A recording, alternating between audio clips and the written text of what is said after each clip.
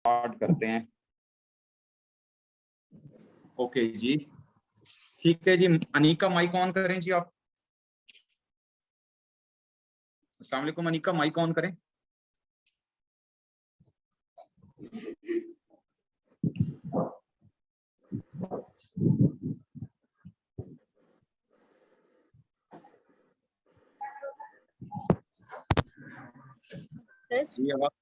जी आवाज आ रही है अनीका?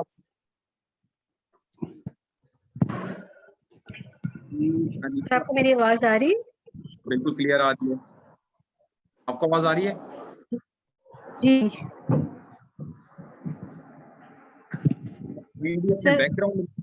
अपने बैकग्राउंड सर एक मिनट मैं हैंड फ्री कनेक्ट कर, मुझे आवाज क्लियर नहीं आ रही।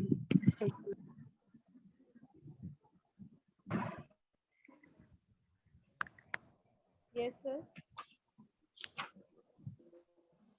जी अभी आवाज आ रही है आपको?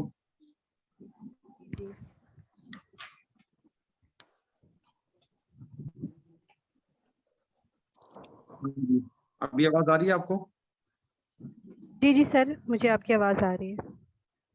ठीक है, क्योंकि आपका ये पहला इंटरव्यू है तो इस वजह से चीजें देखें, ये फॉर्मेलिटी रहती होती है कि जहाँ पे आप बैठे हों और बैकग्राउंड में शोर नहीं। सर मैंने गलती से नेम सेंड कर लिया था, आज मेरी फर्स्ट क्लास है।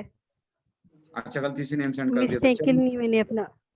चलें ठीक है, कोई मसला नहीं है, फिर कल करेंगे, कल मैक्रो से होगा। ठीक है जी, चलिए ठीक हो गया। ठीक है।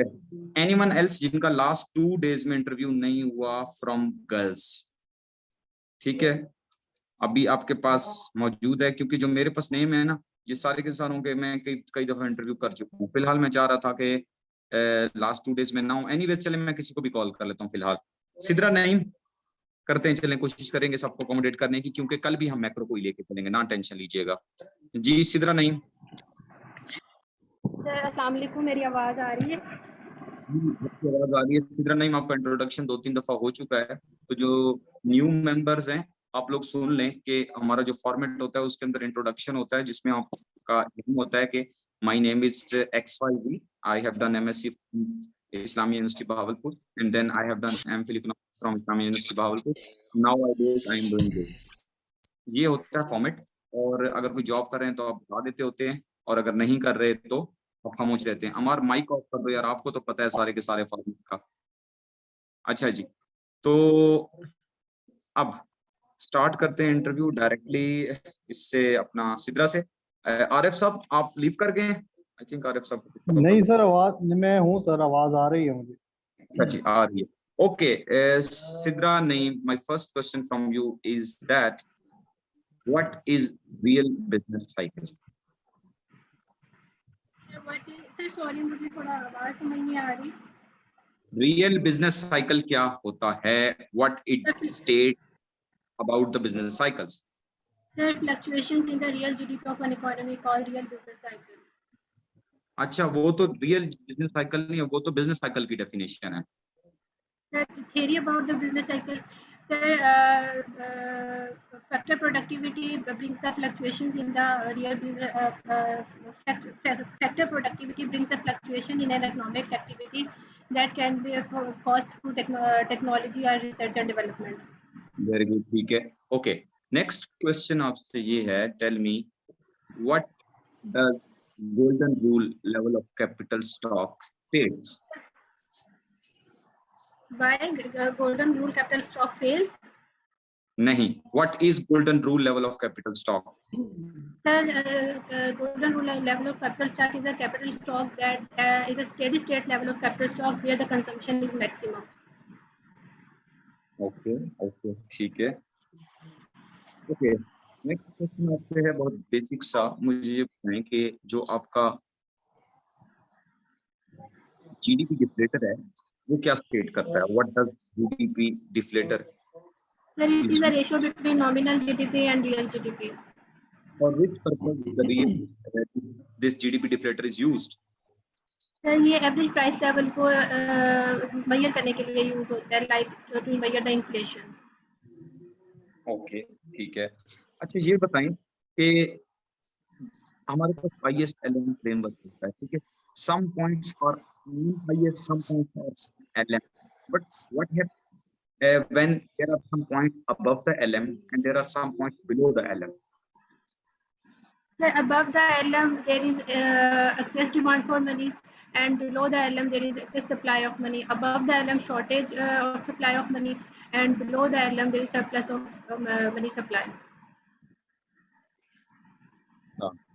तो जब बिलो होगा तो इंटरेस्ट रेट के साथ क्या होगा? अगर बिलो है money supply greater than money demand, तो इंटरेस्ट रेट राइज करेगा या फॉल करेगा?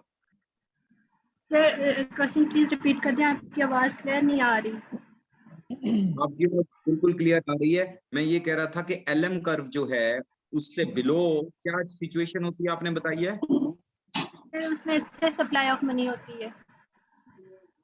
एक्सेस सप्लाई ऑफ मनी होती है, ओके ठीक है। एक्सेस सप्लाई ऑफ मनी से तो इंटरेस्ट रेट फॉल कर जाता है, तो इंटरेस्ट रेट फॉल करेगा तो हम एलएम की तरफ मूव करेंगे या अवे जाएंगे? चले इसको देखना है, आप देखना है, एक दफा देख लीजिएगा कि एलएम राइट वर्ड होगा तो sir excess demand for money होगी और इंटरेस्ट रेट कम होगा। अच्छा चलो ठीक है, फिर भी देख लेना एक दफा। एनीवेज नेक्स्ट क्वेश्चन आपसे मेरा है कि there is a terminology non accelerating inflation rate of unemployment, NAIRU. What does this state? The non-accelerating inflation rate of unemployment is the rate of minimum rate, unemployment that do not bring the inflation in economy, that do not cause the inflation in economy. अच्छा, तो ये कौन सा होता है unemployment? किस terminology में किसके साथ एसोसिएटेड होता है? मॉनेटरिस्ट के साथ, केन्स के साथ, या फिलिप्स के साथ इसका रिलेशनशिप बनता है, नहीं बनता है? क्या सिचुएशन? सर ये sorry sir I don't know. अच्छा चलो ठीक है। अच्छा नेक्स्ट क्वेश्चन आपसे बहुत ही सिंपल सा है। क्यू थ्योरी, टॉबन क्यू क्या रिप्रेजेंट करता है? टॉबन Q It's a theory of investment, and it is the ratio if the ratio of the Q, which is the ratio of share value of capital divided by the replacement cost of the installed capital is greater than 1, then firm should invest more. ठीक है। तो ये बताएं कि ये जो concept है marginal efficiency of capital, ये क्या रिप्रेजेंट करता है? It is expected return on the investing on the capital assets. ठीक है, ओके। लास्ट क्वेश्चन आपसे मेरा ये है कि ये बताएं कि अगर marginal cost to import increase कर रही है तो इसका जो इम्पैक्ट है मल्टीप्लायर पे क्या आएगा? तो मल्टीप्लायर की वैल्यू डिक्रीज कर जाएगी। ठीक है, अगर तो आरिफ साहब अच्छा आपने एमफिल किया हुआ है? जी आवाज आ रही है मेरी? जी सर। अच्छा चलें ठीक हो गया। अच्छा मुझे ये बताएं कि अगर जो मार्जिनल प्रोडक्टिविटी ऑफ कैपिटल है वो कांस्टेंट रिटर्न टू है तो स्टेडी स्टेट लेवल कहाँ होगा फिर? Marginal productivity of capital sir please मुझे थोड़ी सी आवाज क्लियर नहीं आ रही, आप रिपीट कर देंगे? आवाज आ रही है मेरी? जी सर जी। हेलो जी सर हेलो आवाज आ रही? Yes sir. मैं ये पूछ रहा हूँ कि सपोज डैट जो मार्जिनल प्रोडक्टिविटी ऑफ कैपिटल है वो कांस्टेंट रिटर्न टू स्केल है, तो डिमिनिशिंग नहीं है, तो जो स्टेडी स्टेट लेवल है वो किस पॉइंट पर होगा फिर? तो जहाँ पे saving investment is equal to depreciation. मैं तो कह रहा हूँ कि ये कांस्टेंट है, वो तो तब होगा ना एक इक्विलिब्रियम पॉइंट के ऊपर जब वो डिमिनिशिंग हो रहा होगा और कट कर रहा होगा, तो उसी पॉइंट को कहते हैं ना स्टेडी स्टेट। अगर सपोज डैट के जो मार्जिनल प्रोडक्टिविटी ऑफ कैपिटल है वो डिमिनिशिंग नहीं है, कांस्टेंट है, तो देन क्या सिचुएशन होगी? तो जब saving is equal to investment.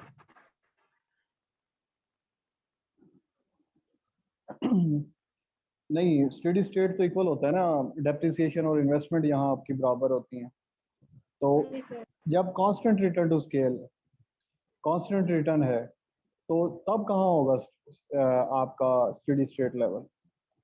Sorry sir. अच्छा चलिए छोड़ें, इसी में जब हम ग्रोथ मॉडल पढ़ रहे होते हैं, ये 16 ग्रोथ मॉडल, इसमें एक ग्रोथ मॉडल है, वो क्या कहता है? एक ग्रोथ मॉडल, अच्छा, सॉरी सर। टेक्नोलॉजिकल प्रोग्रेस और जो पॉपुलेशन ग्रोथ है वो स्टेडी स्टेट को कैसे इफेक्ट करती है?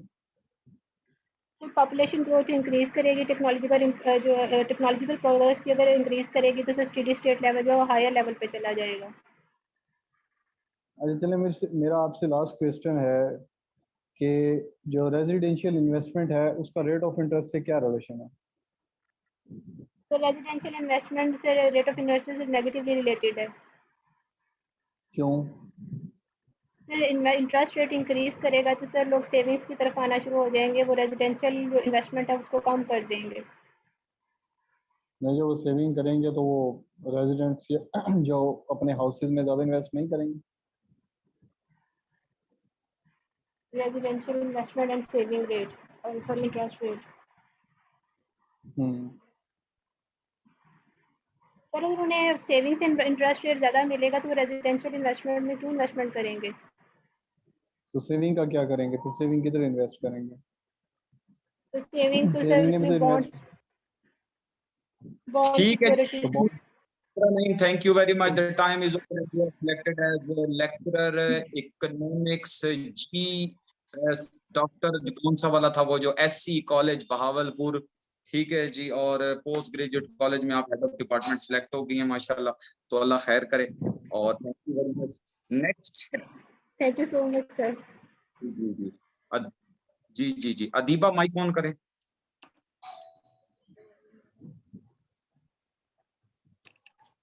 जी अदीबा माइक ऑन करें। अस्सलाम वालेकुम सर। वालेकुम। Adiba is here. हेलो। जी अदीबा, आवाज आ रही है आपको? जी सर, आपकी आवाज़ ब्रेक हो गई थी। जी आवाज आ रही है अदीबा को? हाँ जी सर, जी आपकी जी आवाज़ आ रही है। जी सर, अब ठीक है, आ रही है। आरिफ साहब स्टार्ट आप करें, अभी जरा अदीबा से आप स्टार्ट करें। अच्छा सर विवा, आपने भी एमफिल किया हुआ है?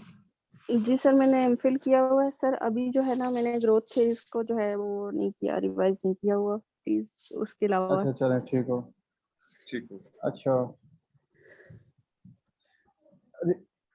What is investment?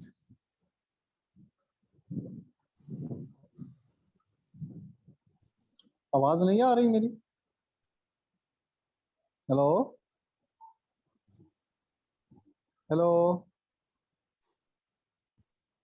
आवाज़ आ रही है मेरी? अच्छा अदीबा लेफ्ट कर गई हैं। आरिफ साहब इस तरह करें कि अब नेक्स्ट बॉयज में से अच्छा नॉमिनेशन ली। यासीन यासीन ने मुझे कल का कहा हुआ है सर, यासीन को अनम्यूट करें, यासीन ठीक है को जी, सर। यासीन अनम्यूट यासीन खुद ही अवेलेबल हैं तो जी। यासीन। अस्सलाम वालेकुम सर।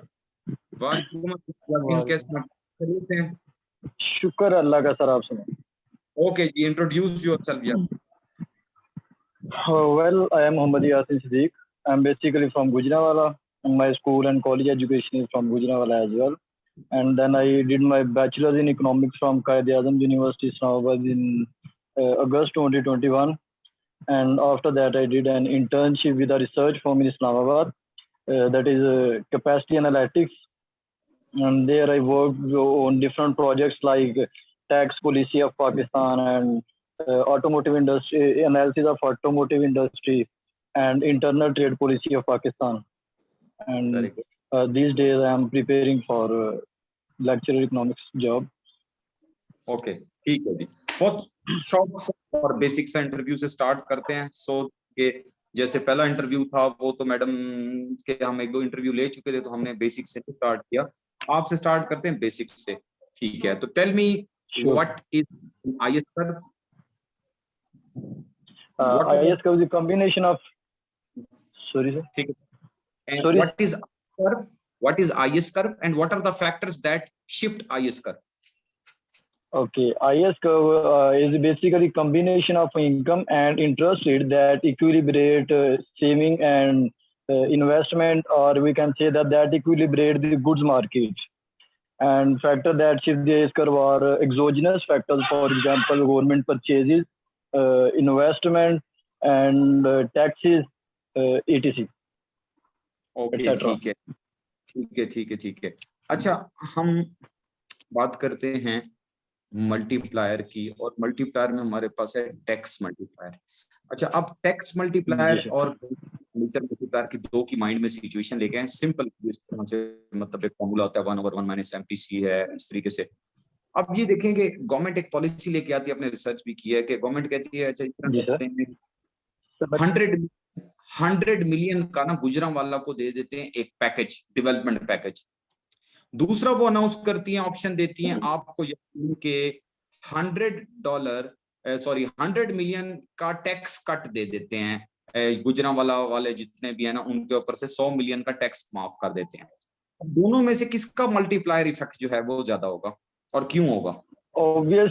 ऑब्वियसली सर, जो गवर्नमेंट परचेज का फॉर एग्जांपल जो उन्होंने पैकेज दिया है, मतलब स्पेंडिंग वगैरह करेंगे, क्योंकि ये सारे का सारा इम्पैक्ट जो है फर्स्ट टाइम के अंदर इनकम में जाएगा, इनकम से फिर जो है वो एमपीसी से आएगा, और एमपीसी से मतलब इसका इम्पैक्ट जो है ना वो 100 मिलियन जितनी भी आपने अमाउंट कही है वो ज्यादा होगा टैक्स से। टैक्स का क्यों कम होगा? क्योंकि हाँ, टैक्स में इसलिए कम होगा कि उसमें से ये होता है कि सिर्फ लोग जो है खाली कंज्यूम ही नहीं करते, बल्कि वो जो इनकम उनकी बढ़ेगी, फॉर एग्जांपल डिस्पोजेबल इनकम बढ़ेगी, उसमें से कुछ पार्ट जो है वो सेव करेंगे और कुछ जो है कंज्यूम करेंगे। इसलिए जो सेव करेंगे वो इनकम के ऊपर डायरेक्टली इम्पैक्ट नहीं डालेगा। ठीक है, नेक्स्ट क्वेश्चन मेरा आपसे ये है कि रैशनल एक्सपेक्टेशंस और अडैप्टिव एक्सपेक्टेशन में क्या डिफरेंस है? सर, जो अडेप्टिव एक्सपेक्टेशंस होती हैं वो फॉर्म की जाती हैं प्रीवियस डाटा की बेस के ऊपर, जैसे केन्स ने बताई थी, और जो रैशनल एक्सपेक्टेशंस होती हैं उसके अंदर ना सिर्फ प्रीवियस डाटा जो है इंक्लूड किया जाता है, बल्कि मौजूदा और फ्यूचर के अंदर भी अगर एनीथिंग कैन बी प्रेडिक्टेड तो वो भी इंक्लूड की जाती है। और रैशनल के अंदर ये होता है कि वो कहता है कि जनाब फ्यूचर की जो प्रोडिक्शन है आप उसको नहीं कर सकते, जो कि कॉस्ट बहुत ज़्यादा है। सॉरी, अडेप्टिव में केन्स कहता है कि आपकी जो कॉस्ट ऑफ प्रोडिक्शन बहुत ज़्यादा है, इसलिए आप क्या करते हैं, पास्ट डाटा के ऊपर रिलाई करते हैं। ठीक है, अच्छा ये बताएं कि there is a positive output gap, तो ये कौन सी सिचुएशन होगी? डेफिनेटली सर, जो आपकी एक्चुअल आउटपुट है वो ग्रेटर देन पोटेंशियल आउटपुट होगी। ठीक हो गया, आ गई। अच्छा, हमारे पास आईएस कर्व है और हम प्रेजेंटली पाकिस्तान इकोनॉमी जो है वो आईएस कर्व से अबव पे है, पॉइंट, माने हमारा जो इक्विलिब्रियम है वो आईएस अबव है, आईएस पे नहीं है हमारी इकोनॉमी। तो ये क्या रिप्रेजेंट कर रहा है, इसमें कौन सी सिचुएशन इन्वॉल्व होगी? यहाँ पे जी यहाँ पे सर जो सेविंग्स है वो ज्यादा होंगी और इन्वेस्टमेंट कम होगी, तो फिर इससे प्रेशर आएगा सेविंग जो है ना इंटरेस्ट रेट पे, इंटरेस्ट रेट फॉल करेगा और गुड्स मार्केट के अंदर इक्विलिब्रियम आएगा। सही है, जबरदस्त है, ठीक हो गया। अच्छा, ये मैंने अभी भी क्वेश्चन किया था सिद्धा से भी कि NIARU नायरू जो है non accelerating inflation rate of unemployment, ये किस कॉन्सेप्ट से एसोसिएटेड है और ये क्या रिप्रेजेंट करता है? सर ये अनफॉर्चुनेटली मैंने पढ़ा नहीं है, मैंने फ्लोइन की सारी बुक पढ़ी है, तो मैक्रो मैंने उधर से प्रिपेयर की, उसमें नहीं था। में है, आपने ना देखना है इसको, ये उसमें है और ये बड़ा फ्रीक्वेंट यूज होता है, ठीक है ना, बहुत इंपॉर्टेंट है इस पॉइंट ऑफ व्यू से। अच्छा जी, मेरी तरफ से आपको लास्ट क्वेश्चन ये है कि एक बेचारा ड्यूजनबेरी होता था, ठीक है, जेम्स ड्यूजनबेरी, वो किस लिए फेमस है? सॉरी सर, ये नहीं पढ़ा। चलें, एक थ्योरी है रिलेटिव इनकम हाइपोथेसिस, वो क्या कहती है? जी, रिलेटिव इनकम हाइपोथेसिस सर वो ये कहती है कि आपकी जो कंजम्पशन है वो डिपेंड करती है आप जिस इलाके के अंदर रहते हैं। जैसे मिल्टन फ्रीडमैन ने दी थी, उसने कहा था कि आप जिस जगह पर रहेंगे अगर तो वो लोग बड़ी लेविश लाइफ रह रहे होंगे तो आपकी कंजम्पशन भी ज्यादा होगी, मतलब वो आपकी रिलेटिव इनकम पे डिपेंड करेगी। ठीक है, अब ये बताएं कि एग्जैक्टली ऐसी बात उसमें लिखी हुई थी जिस इलाके में आप रहते हैं, उसने कुछ नाम नहीं लिए थे इस तरह के, कोई दो टर्मिनोलॉजी? डेफिनेटली उसने 4 टर्म्स बताई थी। उसने कहा था ट्रांजिटरी इनकम होगी, एक Permanent? रिलेटिव इनकम होगी, सॉरी एक परमानेंट, ये सर मैं सारी मिक्स कर गया हूँ शायद ना। अच्छा, तो एक था स्नॉब इफेक्ट, एक बैंड वैगन इफेक्ट, इससे मिलता जुलता तो नहीं था? नहीं सर। अच्छा, ऐसे नहीं था। चलें जी, ओवर टू आरिफ साहब। अच्छा यासीन, मुझे ये बताएं कि विद होल्डिंग टैक्स क्या होता है? Sorry sir. With holding tax. With holding tax sir ये वो टैक्स होता है कोई डायरेक्टली ले लिया जाता है ना आपके एम्प्लॉयर से, फॉर एग्जांपल, या फिर वो टैक्स होता है कि जो सर्विसेज पे, मतलब सर जो टैक्स लिया जाता है ये हम कॉल करते हैं तो कंपनी से जो डायरेक्ट टैक्स ले लिया जाता है वो विद होल्डिंग टैक्स होता है। इसकी डेफिनेशन मुझे एग्जैक्ट याद नहीं है। अच्छा, यानी कि सही एक्सप्लेन नहीं किया इसको आपने, देखना मैंने इस वजह से किया है क्योंकि आपने इंटर्नशिप की है। अच्छा खैर, मुझे ये बताएं कि आप बैलेंस बजट मल्टीप्लायर को डिस्कस कर रहे हैं। सपोज दैट जी सर। कि अगर गवर्नमेंट एक्सपेंडिचर मल्टीप्लायर 5 है तो जो लमसम टैक्स मल्टीप्लायर है उसकी वैल्यू क्या होगी? 4 होगी सर, -4 होगी। अच्छा, जो बैलेंस बजट मल्टीप्लायर है, अगर मैं टैक्सेस जी को जी इंड्यूस कर रहा हूँ, अगर मैं टैक्सेस को जी इंड्यूस जी। कर लेता हूँ तो फिर अगर मैं साइमल्टेनियसली गवर्नमेंट एक्सपेंडिचर करता हूँ और साथ ही टैक्स इम्पोज कर देता हूँ तो फिर भी ये बैलेंस ही रहेगा? सर इसमें 1 होता है, balance budget multiplier is always equal to 1, ये बैलेंस कभी नहीं होता है। ऑलवेज इक्वल टू 1 नहीं होता। ऑलवेज इक्वल टू 1 उस वक्त होता है जब ये लंप सम टैक्स लगे होते हैं। अगर इंड्यूस टैक्स कर दिया जाए तो फिर क्या होगा? सर डेफिनेट फिर चेंज हो जाएगा ये फिर। हाँ, क्या होगा? इसका तो सर फिर इसका इम्पैक्ट जो मार्जिनल का इम्पैक्ट है वो तो सप्लाई साइड पे आता है। लोग जो हाँ, है तो क्या अपनी होगा? लोग सर जो है अपनी सप्लाई, लेबर सप्लाई बढ़ा देंगे। नहीं नहीं, सप्लाई का तो ताल्लुक ही नहीं है इधर, ये तो हम डिमांड साइड की बात कर रहे हैं। केंजियन इकोनॉमिक्स के अंदर मल्टीप्लायर यूज होते हैं, इधर डिमांड की बात होती है, सप्लाई की नहीं होती। सही सर, ये सर फिर मैंने नहीं पढ़ा। चलें, ओके जी, थैंक यू जी सर। अच्छा मिस्टर यासीन, एक क्वेश्चन मेरा है, ये बताएं अनएम्प्लॉयमेंट की तो काफी सारी टाइप्स होती हैं, तकरीबन 15 टाइप्स हैं इकोनॉमिक्स की किताब में, ठीक है। ये बताएं उनमें से जो हार्मफुल होती है इकोनॉमी के लिए, पहले भी क्वेश्चन ये पूछा था, आप ज्वाइन करते रहते हैं, वो कौन सी होती है? साइक्लिकल होती है, हिडन होती है, एक्सपोज्ड होती है, एक्सप्लिसिट होती है, इम्प्लिसिट होती है, अच्छा जी, स्ट्रक्चरल होती है, नेचुरल होती है, ठीक है जी, कौन सी वाली होती है जो जरा इकोनॉमी के लिए डिस्ट्रक्टिव होगी या जिसके लिए government of that country worried होती है policy maker? Sir involuntary unemployment होगी, मतलब कि लोग जो हैं वो जॉब करना चाह रहे हो तो उनको जॉब ना मिले। वो तो तो इसमें डेफिनेशन है। स्ट्रक्चरल भी आई थी। हाँ, स्ट्रक्चरल आता है, और कौन सी आती है? स्ट्रक्चरल आ सकती है और फ्रिक्शनल भी आ सकती है सर इसमें। Very good. और, इसलिए ये बहुत अच्छा आंसर दिया आपने, अच्छे तरीके से गलत आंसर दिया, मतलब आंसर तो इतना अच्छे प्यार से दे के अगला तो वैसे मुस्कुरा ले कि क्या यासीन ने आंसर दिया जबरदस्त किस्म का। लेकिन यासीन बात सुनो, इनवॉलेंट्री ठीक है, लेकिन 3 मेन टाइप्स है ना आपके पास, स्ट्रक्चरल है, फिक्शनल है, ये डेंजर नहीं है, सबको मैं पहले भी सेशन बताया था, उस दिन आप मेरे ख्याल में लेफ्ट कर गए थे दूसरा सेशन में।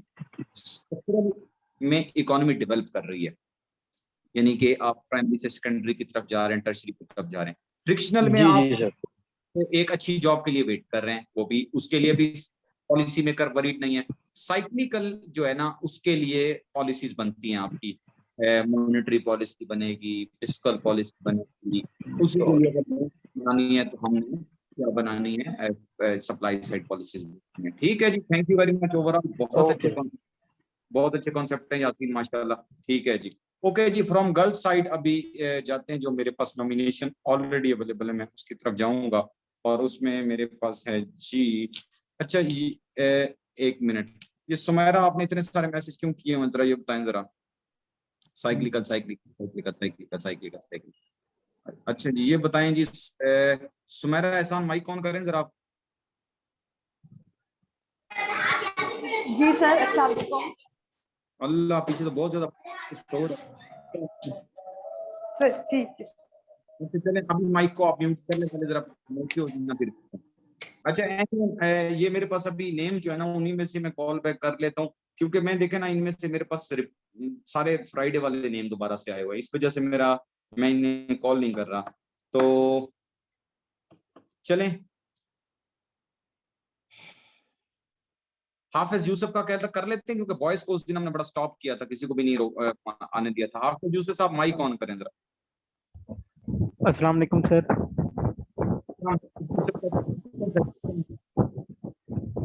सर आवाज आपकी सर क्लियर नहीं आ रही है। हाफिज साहब मेरी आवाज आ रही है आपको? जी जी आ रही है सर, आ रही है, अब आ रही है। अभी आपको मेरी आवाज बिल्कुल ठीक आएगी। हाफिज साहब मेरा पहला क्वेश्चन आपको ये है, आपको ये इंट्रोडक्शन देना कि आप ऑलरेडी इंट्रोडक्शन की बात बताओगे, तो आपकी काफी बड़ा आएगा। सर वॉइस क्लियर नहीं आ रही। अभी जरा मेरा पहला क्वेश्चन ये है कि जी सर। पॉजिटिव स्लोप क्यों होता है? Sir LM curve positively slope होता है। पॉजिटिवली स्लोप क्यों होता है? सर जब रेट ऑफ इंटरेस्ट बढ़ता है तो उस सूरत में क्या होता है कि आप क्या करते हैं, rate of interest, sorry sir अब मुझे भूल गया है, मैंने याद तो वैसे किया था। कोई मसला नहीं है, ये बताएं कि ये जो एक्सेलरेटर है, ठीक है, हाँ जी, हाँ जी, ये रिप्रेजेंट करता है? एक्सीलेटर सर आउटपुट के चेंज होने से आपकी जो इन्वेस्टमेंट में चेंजिंग आती है उसे हम एक्सीलेटर कहते हैं। कैन यू और इसको एक्सप्लेन कर सकते हैं आउटपुट में चेंज आने से चेन रिएक्शन क्या होगा? हाँ जी। चेंज इन आउटपुट के चेंज होने से आपकी जो इन्वेस्टमेंट में चेंजिंग आती है उसे हम एक्सीलेटर कहते हैं।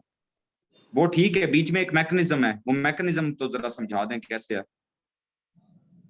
सर इसमें ये होता है कि आपकी जो कैपिटल आउटपुट रेशो होती है, इसे हम कैपिटल आउटपुट रेशो भी कहते हैं, और ये कांस्टेंट होती है, और ये नेव एक्सीलेटर है। और इनकम में चेंज आने से कंजम्पशन में चेंज नहीं आएगी, और फिर कंजम्पशन में चेंज आने से एग्रीगेट डिमांड नहीं चेंज होगी, और उससे फिर फर्दर इन्वेस्टर को इंड्यूसमेंट मिलेगी और वो चीजें प्रोड्यूस करेगा। डायरेक्ट वाई से आई पे या बीच में सी भी चेंज होगी। ठीक है सर। वैसे मैं कह रहा था एक इक्वेशन आप बीए की बुक में भी देखें ना सिंपल, तो उसके अंदर ये दी हुई होती है, सी भी चेंज होता है, इवन वो तो सी से सारा डेरिवेशन कर रहा होता है इस चीज की। अच्छा चलें, स्टेडी स्टेट इक्विलिब्रियम क्या है? स्टेडी स्टेट इक्विलिब्रियम एक ऐसा पॉइंट होता है जहां पर आपका जो चेंज इन कैपिटल होता है डेप्रिसिएशन के इक्वल होता है, यानी यहाँ पे आपकी जो चेंज इन कैपिटल जो होता है वो 0 होता है। और हाँ बस यही है इसके अंदर। अच्छा ये बताएं कि ये जो रैचेट इफेक्ट है आपने सुना होगा, ये क्या है, क्या फिनोमिना रैचेट, क्या ये रियलिटी में करता है? बिल्कुल सर करता है। रैचेट इफेक्ट हमें ये बताता है, ये सोसाइटी से रिलेटेड ये बताता है कि लोग क्या करते हैं कि जब इनकम बढ़ती है ना तो अपनी कंजम्पशन को बढ़ाते हैं, लेकिन with the passage of time क्या होता है कि अगर उनकी इनकम कम हो लेकिन वो अपनी कंजम्पशन को भी कम नहीं करते, अपनी कंजम्पशन का लेवल सेम रखते हैं, इनकम चाहे कम भी हो जाए, तो इसे हम रैचेट इफेक्ट कहते हैं। रियल वर्ल्ड में कोई एग्जांपल दे सकते हैं कि वाकई ऐसे हो रहा होता है? रियल वर्ल्ड में सर प्रोफेसर हाफिज मोटरसाइकिल पे गवर्नमेंट कॉलेज बिहाड़ी जाते हैं, ठीक है जी, और हो गया कि पेट्रोल महंगा हो गया, ठीक है जी।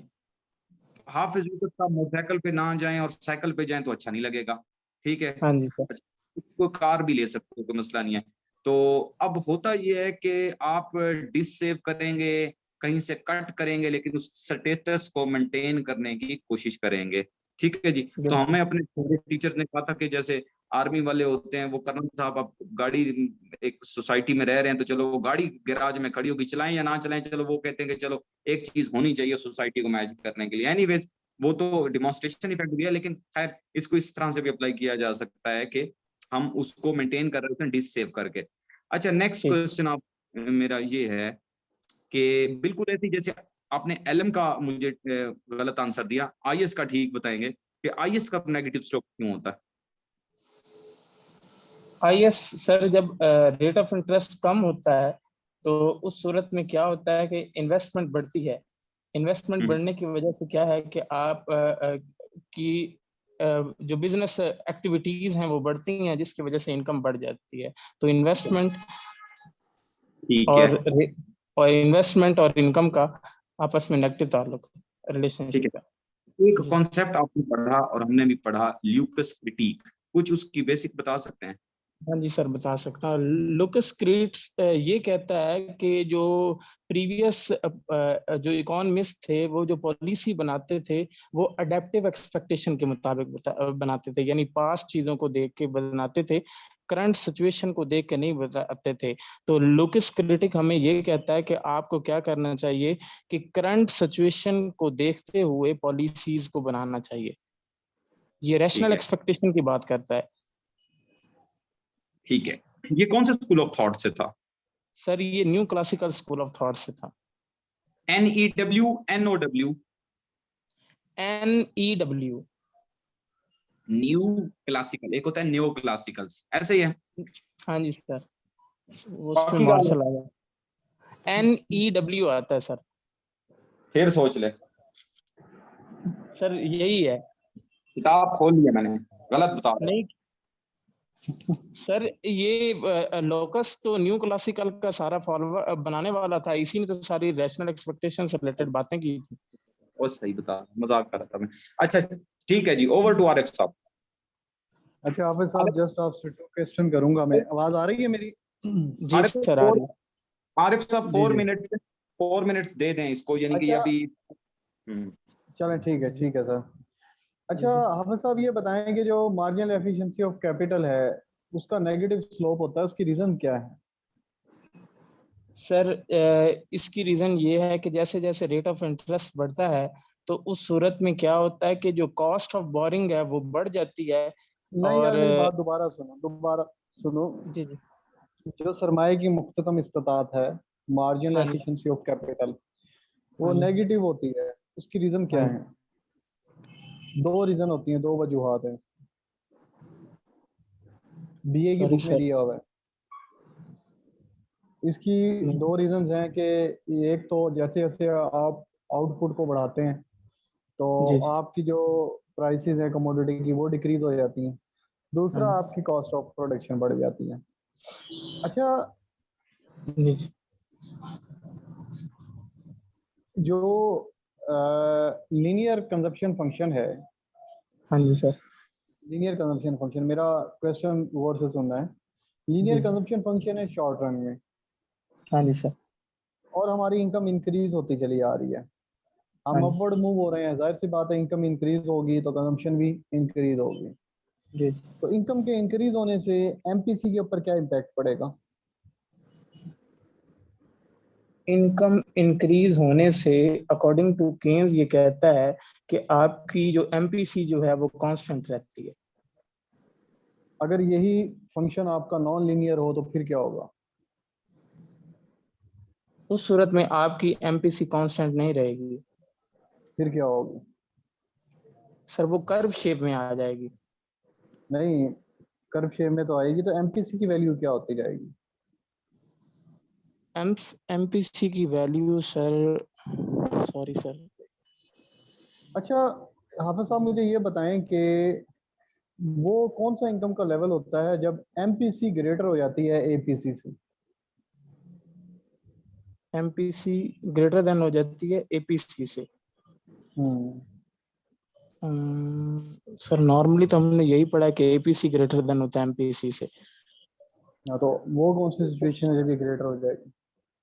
एक्सेप्शनल केस ही होगा कोई, सॉरी सर इसके बारे में नहीं पता। ऐसा कोई सीन नहीं होता। ठीक है, हमेशा ठीक है, एपीसी ही एमपीसी से ग्रेटर होगी।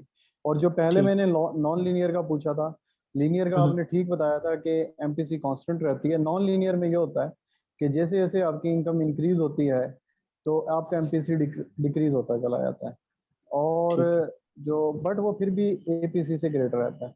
अच्छा हाफिज साहब, सपोज डेट के एपीसी 1.1 है, तो इससे आप क्या कंक्लूड करेंगे? सर 1.1 है, 1 पे तो ब्रेक इवन होता है, और 1 से ज्यादा है तो इसका मतलब ये है कि कंजम्पशन लेवल ज्यादा है आपका। हाँ, तो क्या कंक्लूड किया आपने? सर कंजम्पशन लेवल आपका ज्यादा है, बाकी इसके अंदर क्या चाहिए? इट मीन आरिफ वो साहब लिंक बारो शेयर करेंगे, आरिफ साहब लिंक आप ठीक शेयर हो करेंगे अभी, ठीक है? ठीक हो गया सर। इसका मतलब हाफिज साहब वो बारोअर है, यानी कि उसकी कंजम्पशन ज्यादा है, इनकम कम है। इसका मतलब है ठीक वो है, उधार लेकर कंज्यूम कर रहा है। कितने मिनट रह ठीक गए है। हैं सर?